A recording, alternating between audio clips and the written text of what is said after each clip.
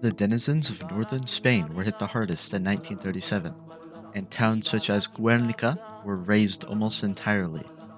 The whole world saw the display of the terrifying Luftwaffe in Spain, and it caused a great deal of harm to Germany's international opinion.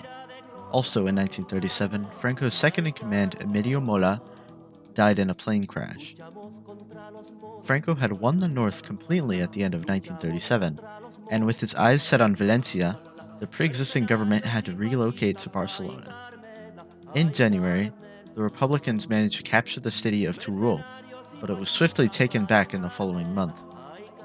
The recapture of Teruel allowed Franco to start preparing for the Aragon offensive, where he would split the Republic south of Barcelona all the way to the Mediterranean. The Nationalists were able to concentrate a total of 100,000 forces for the offensive, and the attack began on March 7, 1938. The Nationalists, with many breakthroughs, made the Republicans fall back consistently, and the infighting between the Popular Front got worse, to where there was spreading sentiment towards the Communists. Almost the whole operation was a success for the Nationalists, as they had aerial supremacy and were much more organized.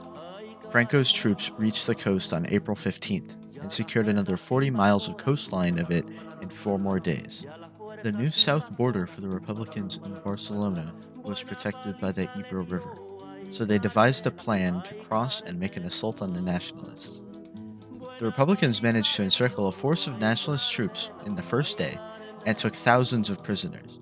The battle turned into one that was won by attrition, and was slowly won by the Nationalists with superior air and artillery fire.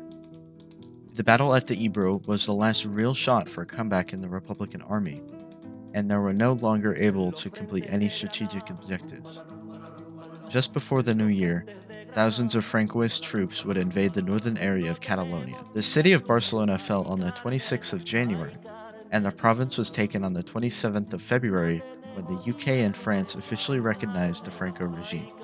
Franco now started advancing on Madrid when some generals started to negotiate peace deals, in which Franco responded he only wanted unconditional surrender. Madrid fell on March 28th, and all of the Spanish territory was controlled by Franco on the 31st. Before the end of the war, the Republic oversaw the evacuation of 30,000 children to the United Kingdom, the Soviet Union, and Mexico. People who fought for the Republican side and did not evacuate the nation would most likely be killed in the White Terror. The White Terror occurred during the war as well, and many historians figure that around 175,000 people died over the course of the White Terror. Many estimate that over the course of the war and the events after, that 500,000 people fighting for the fate of the Spanish nation lost their lives.